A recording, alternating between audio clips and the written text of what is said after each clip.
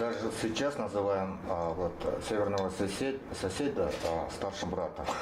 Ну, мне кажется, что это немножко традиция такая, немножко советского плана. Дело в том, что вот Анна Сергеевна Акулова и другие наши монголисты объяснили мне, что, господин посол, вы же как китаист должны знать, что в некоторых языках нет понимания такого, что братья равны.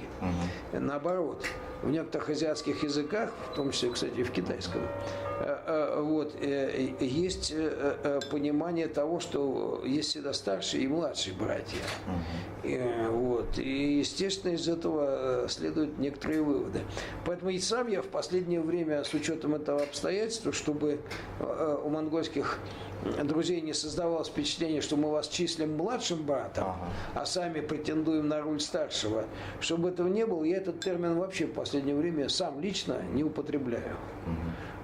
Потому что, мне кажется, это не соответствует уже характеру наших взаимоотношений.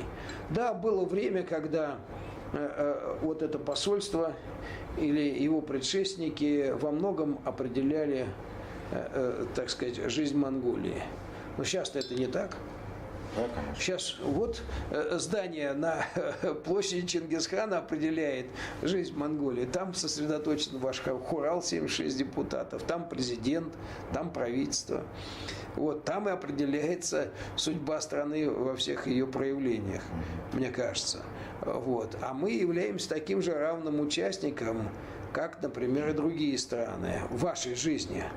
То есть мы внешний фактор, хотя и очень важный вместе с Китаем, наверное, исключительно важный, потому что, как вы справедливо заметили в начале разговора, мы с ними, с китайцами, являемся вечными соседями Монголии. Это так.